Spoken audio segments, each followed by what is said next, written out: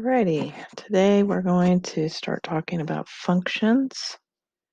What is a function? A function is a mathematical rule that for each input, which we know is the x value, there is one and only one output, which we call the y value. And once you have the input and the output, you can have them set up as ordered pairs. See, your input is x, your output is y, and they create ordered pairs. For a function, no x value is repeated. A function has a domain, which is the input or x values, and a range, which is the output or the y values. Okay? And one way that we can test whether we have a function or not is the vertical line test. There's many different ways of representing our functions. We can say that f is 2 times a number plus 5. You can set them up with ordered pairs. We can do mapping, have them in a table, a graph, or function notation. We're going to take a look at some of these graphs. Notice we have a linear equation here, and linear equations are always functions. Here we have probably a square root function, and again, it would be a function. Okay. The table, if you look, all the x values are you just have one of them, a -1, a 3, a 4, 6, and 7, and they each have a unique y. Our set function, again, if you look at the x values, 2, 4, 7, -1, 0, -2, -3, and again, they're all unique. And then we have mapping. And again, if you look at the mapping, even though the -2 goes to the 2 and the 6 goes to the 2, this would still be considered a function. It would not be a unique one-to-one function, but it would still be a function. Here are some examples of not functions. Ellipses are not functions. And if you take a parabola and turn it so that it's on its side, it too is not a function. If we look at this table, you notice that the x values, -1, -1, is repeated twice. So it is not a, a function.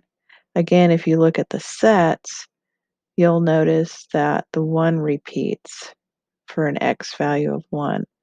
And again, if you look at the mapping, the -2 is repeated twice, so that's not a function either. Okay? So when we ask, is it a function?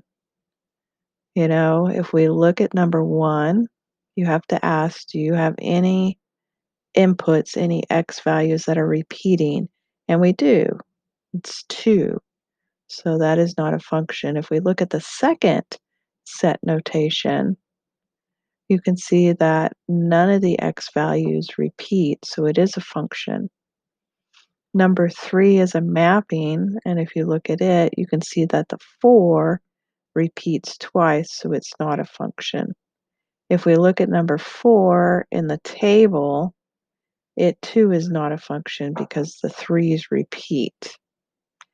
Again, if we would do a vertical test on this, you can see that like 1, all the x's repeat because of the function.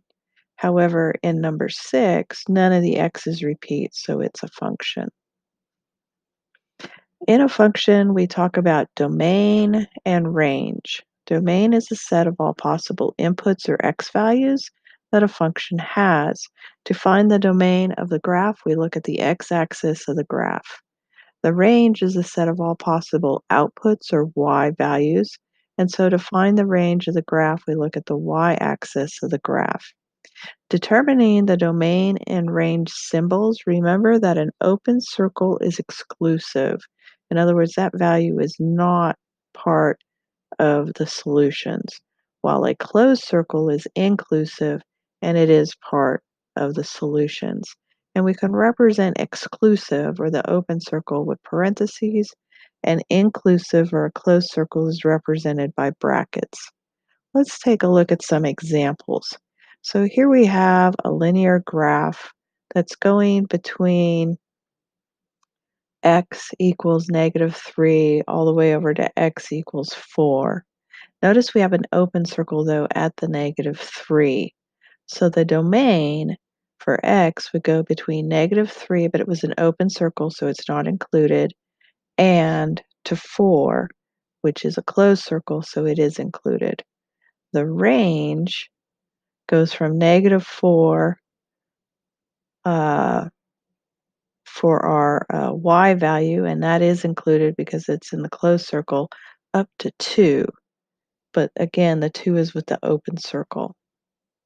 Over on the next graph, we have two linear lines. Notice that our domain is broken into two sets. So we go from -5, which is not included, to -2, which is included, and we go from 1, which is included, to 5, which is not included. The range, however, is just one set, and the range goes from -4 to 4, and notice how both of those are included because there's no break in the y values as you go up and down the y-axis. Okay, let's take a look at what happens when domain and range involve infinity. So the domain for our parabola is always -infinity to infinity, but the range can be determined either by the minimum, in this case, that happens at a y equals -2, and then it goes up to infinity. On the other graph, it's a cubic graph, and again, the domain is from -infinity to infinity, while the range is also -infinity to infinity. Okay, let's take a look at the next one here. This is not a function, but it still has a domain. And the domain, notice we start at 1 on the x-axis, and it goes to infinity. The range for a parabola, when it's turned on its side, goes from -infinity to infinity. The domain for the exponential function is -infinity to infinity, but notice how the range is 0 to uh, infinity, and notice how the 0 is not included, while on the other graph, the 1 for the domain is included because it goes through 1. Please remember that x-intercepts, this is where the graph crosses the x-axis. To find it algebraically, we set y equal to 0 and then solve for x. X-intercept has many different names. We call them roots, we call them zeros. The y-intercept, this is where the graph crosses the y-axis. And to find it, you just set x equal to 0. Okay? Find the x and y intercepts if they exist for each function graphed. Well, we have a linear line for the first one. It's on a decreasing line because it's going down as you travel from left to right. And the x-intercept we can see is 2.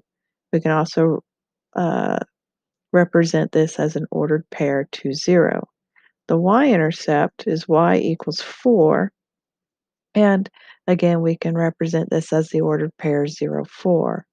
If we look at the next graph, we actually have a group of um, x-intercepts. We have a -2, we have a 0, and we have a 1, wherever the graph crosses the x-axis. And again, we can represent those as ordered pairs, -2, 0, the origin at 0, 0, and then 1, 0. And you'll notice that that all the y's are zeros in those ordered pairs. We only have y-intercept that also happens at the origin. Okay, function notation. Again, function notation just lets us see what the input value is for a function. Okay, it also names the function for us. Most of the time we use f, g, or h. So let's take a look at this first function. We say f of x is equal to 2x. This reads as f of x is 2 times x. So if we say that our x is going to be 3, then we can say, then what we're going to do is we're going to take the 3 and substitute it in for the x in the function. So then we say 2 times 3, and that's equal to 6. So notice that when you have the f, and instead of having an x there, if there's anything else there, it gets substituted in where the x is at. Let's take a look at another example. This time we have g of x is equal to 3x squared minus 7x. And in our example,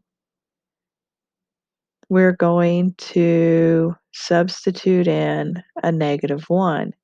So we have that g of -1 is going to be equal to 3, -1 squared minus 7 times -1.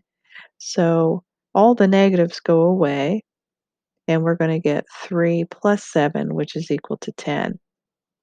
Let's take a look at some examples here. So here we have function, a number multiplied by 3 minus 5. So we have 3x minus 5. Notice in the first example, we're going to input the -4 where the x is at. So we're going to get 3 times -4 minus 5. Well, 3 times -4 is -12 minus 5. So we just have to add them together. Both of them are negative, so they combine for a -17. Let's take a look at the next one. In the next one, we have f of 2. So what that means is we're going to substitute a 2 in where the x is at. So now we're going to get 3 times 2 minus 5. So we'll get 6 minus 5, which is equal to 1. Now here's where things start getting interesting. What if, instead of putting in a number for x, we wind up having to put in a variable? So this time they want us to put in 3x where the x is at. Notice that we're going to have 3 times 3x minus 5. So that 3x goes in where the x is at, but you must multiply it by the 3 in front of the 3x. So you're going to get 9x minus 5, and that's as far as we can simplify. We can't solve this because the variable's there. Let's take a look at number 4. In this case, for the x, we're going to put in x plus 2. So what does that look like? We have 3 times x plus 2 minus 5. So we're going to have to distribute the 3. So this comes back to the multi-step equations that we were practicing earlier. So we're going to go 3 times x for 3x, 3 times 2 for 6, and then we'll minus 5. Well, the only numbers that we can combine together are 6 and minus 5, which gives us 1. So our simplified answer is 3x plus 1. Okay, let's take a look at this fifth one. Notice we have f of x plus f of 2. Now, this is totally different than the last one we just did. What this means is we're going to have to take the equation twice and put them together. So for the first part, we've got the 3x minus 5 because we don't have to change anything. But then we're going to add it to, this time we're going to put the 2 in where the x is at for 3 times 2 minus 5. Well, 3 times 2 is going to give us a 6. So again, we continue our multi-steps. We're going to get 3x minus 5 plus 6 minus 5. Well, when we add up all our numbers, we're going to have minus 10 plus 6, which gives a minus 4. So we're able to simplify our equation down to 3x minus 4. Please notice the difference between 4 and 5. They are not the same thing, and they're not asking for the same thing. All right, well, that is our quick review for functions. So that'll be it.